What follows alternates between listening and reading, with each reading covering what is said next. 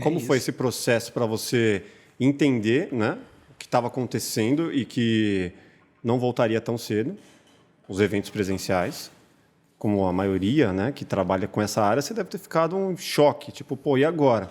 Quando volta, quando não volta, a minha fonte de renda acabou, ou você já tinha plano B? Ninguém, acho que não tinha. Não tinha plano B, não. Na verdade, foi que no primeiro momento a gente ficava assim, como se não soubesse mesmo o que vai fazer, o que vai acontecer agora. Você não tinha resposta para nada. Não adianta falar que já estava preparado, a mentalidade e tal, não estava preparado. Ninguém estava preparado para isso. O que aconteceu de verdade foi, espera um pouquinho, né? Se a situação é essa e não sabemos o quanto vai perdurar, o que é que vamos fazer com esse tempo que está sendo nos dado? Ou seja, o que é que vamos aproveitar de diferente do que está sendo proporcionado pela circunstância? Isso eu adquiri muito devido à mentalidade de inteligência estratégica, que a gente fala, que eu aprendi com o meu irmão mais velho. Ele é um grão-mestre na arte do Wing Chun. O Wing Chun é aquele estilo que ficou popularizado no mundo pelo grande mestre, aqueles filmes que, né, aparecem, o Ip Man, né, que é um grande mestre lá da China, e que ele começou a ensinar, né, o Wing Chun para as pessoas. O que é isso? Eu não entendi direito. O Wing Chun é um estilo de arte marcial, né, que foi... Bruce Lee? Foi popularizado pelo Bruce Lee, porque Bruce Lee, antes de desenvolver o Jeet Kune Do, que é o estilo pessoal dele, ele treinou exatamente o que? O Wing Chun. E o Ip Man era um mestre que ele tanto queria treinar para que ele pegasse essa base da arte marcial chinesa. É mais que uma arte marcial, uma filosofia. Perfeito. O que aconteceu foi que o meu irmão mais velho, né, o Léo Imamura, ele trouxe para o Brasil com esse objetivo de não ser apenas uma arte marcial, mas uma arte marcial que desenvolvesse uma inteligência estratégica baseada no que? Na obra Arte da Guerra, né? Todo mundo fala nas empresas, olha, os executivos, né, os líderes, é bom que eles leiam Arte da Guerra. Sim. O grande problema é que quando você lê Arte da Guerra, se você não tiver a mentalidade correta para interpretar o que está lá, você vai ter uma interpretação o quê? Uma interpretação do mundo ocidental. E o mundo oriental, principalmente o mundo chinês, ele tem um pensamento completamente oposto ao mundo ocidental, né? Então, o cara, muitas vezes aqui no Ocidente, a gente vai ler esse livro e vai falar, é legal, mas não sei, tem coisa lá que eu não entendi direito. Não bateu, né? E não vai entender mesmo, né? Porque ele tinha que estar olhando o livro com uma mentalidade do mundo chinês, do mundo oriental. Nossa, que diferenças são essas, assim, de... Por exemplo, um dos pensamentos estratégicos é o seguinte, que, por exemplo, você não força a pessoa a fazer as coisas, né, na voz ou mesmo na motivação. Há situações, por exemplo, como é que você vai fazer um soldado covarde virar valente? Você criar uma condição onde ele não tem escapatória, ou seja, coloque um grupo de soldados, né, num lugar onde eles podem fugir. O que eles vão fazer? Eles vão fugir em vez de lutar. Agora, coloque-os perto de um penhasco, onde não tem para onde ele correr. Se ele correr para lá, ele morre. Se ele correr para frente, é a única saída. Só que na frente tem um exército inimigo. Sim. Esses caras vão arrumar força onde eles nunca imaginaram de onde eles vão tirar essa força. Eles vão ter uma coragem que eles nunca desenvolveram antes, essa coragem na vida. E na Arte da Guerra fala que o bom general é exatamente esse, que consegue enxergar essas oportunidades para gerar dentro da pessoa, dentro do soldado, o melhor que ele tem para colocar, né, para fazer funcionar aquilo que é a missão dele, que é o papel dele, né, desempenhar da melhor forma o papel dele. Ou seja, não é muitas vezes forçando o cara, falando palavras, não é isso, mas é criando condições para que, através das condições, o cara perceba, cara, a única saída para fazer isso, né, é atacando o inimigo. Não tem problema de frente. Que nem o mundo digital agora também. Quando tudo parou no presencial, por que o mundo digital explodiu? Porque não tinha outra opção, as opções de mundo presencial estavam esgotadas. Agora, então vou ser obrigado a entender esse mundo digital. Eu nunca, né, tinha paciência das redes sociais. Eu achava que aquilo era uma perda de tempo. Uma perda de tempo, uma vaidade tremenda, cada um querendo mostrar que é melhor que o outro, ou cada um é mais, né? Cada um é melhor que o outro. Só que depois eu comecei a entender que, ao mesmo tempo que eu criticava, porque realmente tem muita coisa que é porcaria, tem coisa que não é uma perda de tempo, não agrega nada, falou isso. É uma perda de tempo tremenda. E eu também achava que o mundo digital era só isso. Tanto que eu nem olhava, por exemplo, meu Instagram, essas redes sociais todas, não era nem eu que olhava, eu terceirizava tudo, né? Eu falava que tinha uma agência que olhava para mim e eu nem manejava mesmo.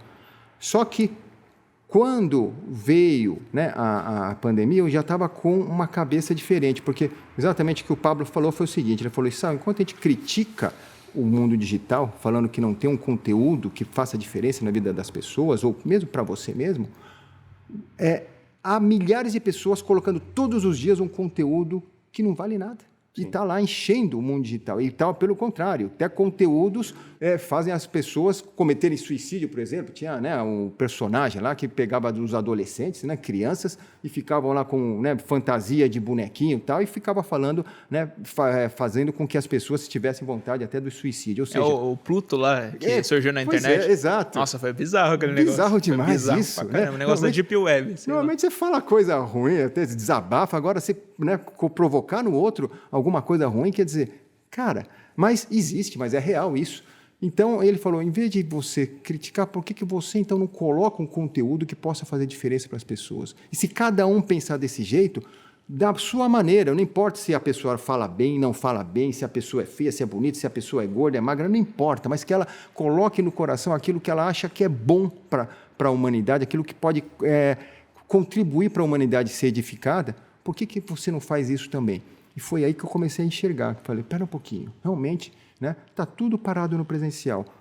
Tempo é uma coisa que agora está a meu favor. Sim. Então, eu comecei a estudar passo a passo, desde, né, colocar vídeos, postar mensagens, colocar tudo. Comecei do zero. Eu, pessoalmente, comecei a fazer. Até editar vídeos, eu aprendi a fazer, né, da minha maneira para poder fazer, né, essas postagens.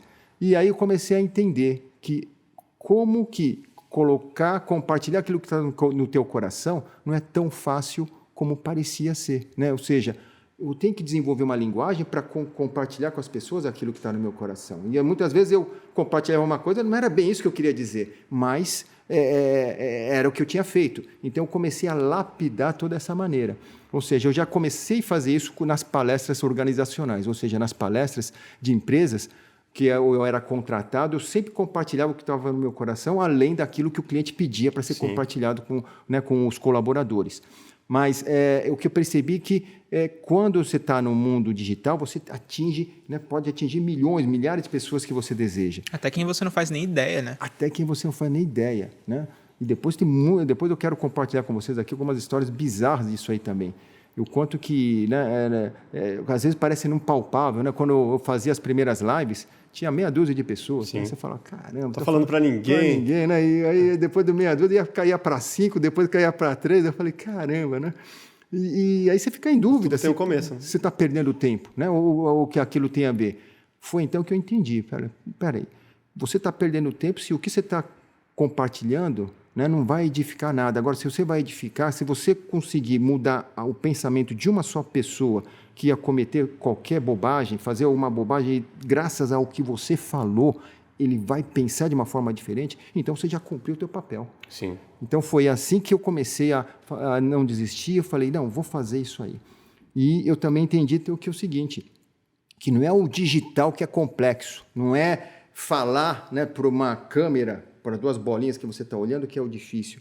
Mas o difícil é você abrir o coração para entender o quanto que isso é importante, não só para você, mas para que o outro ouça de você aquilo que você talvez já tenha passado de experiência e que possa, né, fazer com que a pessoa dê um salto, dê uma ponte para um próximo nível de vida, que ela não precisa sofrer como você já sofreu. E isso é muito legal. Né? Eu acho que tem um outro medo aí também, que não só o de passar, mas assim, qual o feedback que eu vou ter? Né? Vou ter um feedback? Tá. Alguém está se importando com o que eu falo?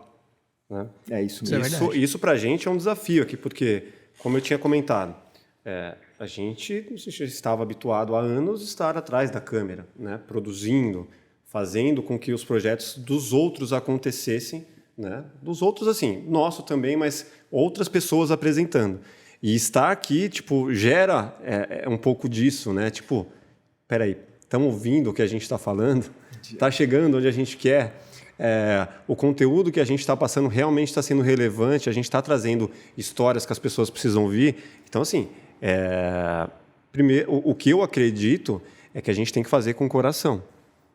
E independente se as pessoas estiverem absorvendo ou não, cara, estou passando o meu melhor, uma hora alguém vai apreciar, né? Então, esse é o nosso desafio aqui também. E, tipo... Você falou uma coisa muito legal, Máfia, porque é o seguinte, qual que era o nosso parâmetro normalmente no mundo capitalista? Os recursos, né? Você faz, opa, rendeu dinheiro, vamos fazer, esse é o caminho certo. Né? Mas quando você não tem esse parâmetro de que é o dinheiro que vai te dar a referência do que você vai fazer ou deixar de fazer, é uma tendência muito grande. Espera aí, cara, será que o que eu estou fazendo está gerando alguma coisa? Tem valor o que eu Tem valor o que eu estou fazendo? Porque você não está vendo o dinheiro entrando na conta e você fala, não, é por aqui porque o dinheiro está entrando na conta. Não, não está entrando nada na conta. Mas o que é interessante, então, que mais do que o dinheiro, né, o que é que você vai gerar de valor? Isso eu aprendi no ilusionismo. Porque você... Né, eu era contratado a peso de ouro para fazer os projetos para as organizações. Né? Mas por quê? Porque eu fazia um ilusionismo bonito que impactava? De maneira nenhuma, não era isso. É que eu era bom em entender a necessidade do cliente, eu vou lançar um caminhão, tá bom. Então, quero que o caminhão apareça, ou quero que o caminhão seja valorizado diante da imprensa, diante dos colaboradores e dos concessionários. Sim. Maravilha. Por quê? Lógico, aí... valorizado um caminhão, eu vou vender com mais vontade, com mais motivação, o mercado vai absorver melhor, né, esse novo modelo que vai ser lançado. Normalmente em lançamentos. Em lançamentos, normalmente, né, isso acontecia. Então eu entendi que o cara não me contratava porque eu tinha uma boa técnica, porque eu fazia um espetáculo maravilhoso, não era nada disso, porque eu era simplesmente bom em juntar a equipe e falar, olha, o caminhão eu tenho que transmitir, nós temos que transmitir desse caminhão este e este conceito, tá bom? Ou seja, ele é um caminhão forte, bonito e ele tem um melhor preço do mercado. Pronto. E a gente criava um espetáculo em volta desse caminhão que, né, falava exatamente disso e qual que era o grande finale? O caminhão aparecia do nada no meio, na frente de todo mundo. E a gente começou a perceber que isso gerava um valor e era por isso que as pessoas nos contratavam. Não era porque né, eu era um bom ilusionista apenas, mas era porque, além de eu ser um bom ilusionista, que isso aí nem se fala quando a gente fala de bom ilusionista, estamos falando de técnica, né, de você dominar a técnica. Não pode ter a preocupação de errar. Né? Aliás, lembro disso que quando a gente foi fazer para uma montadora de veículos, uma montadora internacional, grande marca, de referência na marca de automóveis, e eu lembro que o diretor de marketing, 5 minutos antes de eu entrar em cena, o projeto era maravilhoso, eu tinha que fazer, né, uma atriz da Globo levitar, ela que era mestre de cerimônias, ela ia desaparecer. Quem que era? Era a Cristiana Oliveira, né? Ela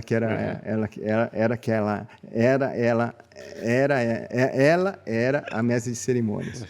E aí então o carro tinha o quê? Um diferencial que era do assento. O assento, quando você sentava, parecia que ele se amoldava teu corpo, parecia que você estava, né, no ar. Você se sentia abraçado exato, pelo carro. Exato. Aí eu falei, até parece que está no ar, então tá bom, fazer como se ela estivesse voando, flutuando.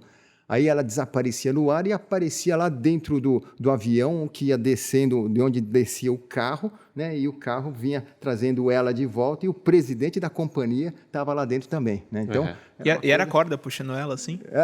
Era? Acho que não era corda. Imagina, ela fica pendurada que nem a Cláudia Leite. Assim. Você viu isso aí da Cláudia Leite? Foi terrível.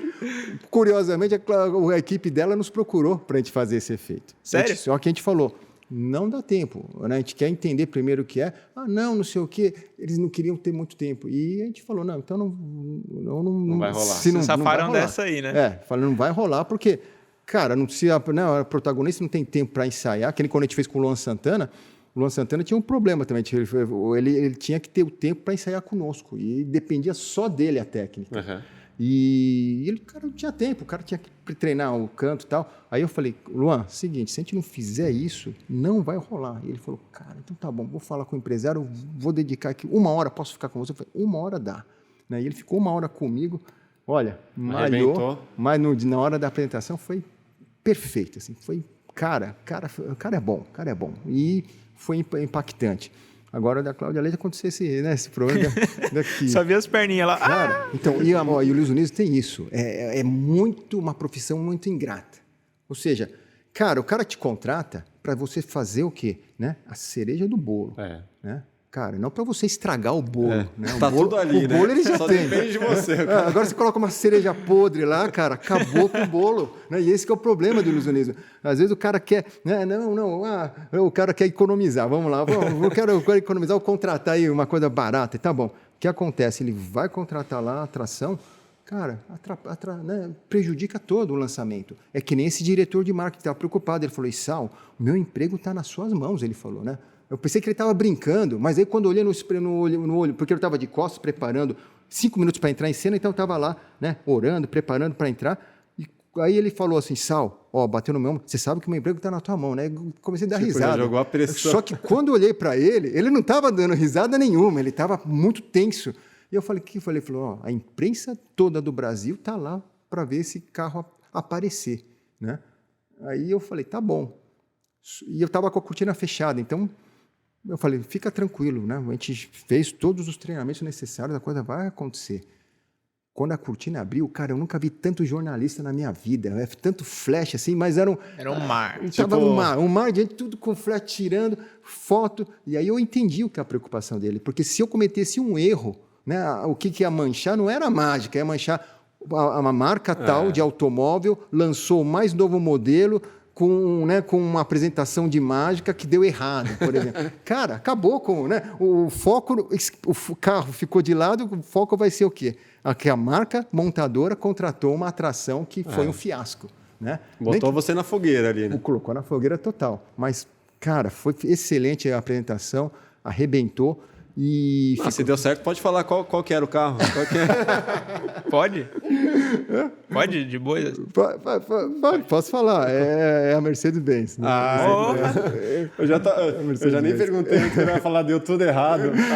Não, Mercedes-Benz. Se deu certo. Não, foi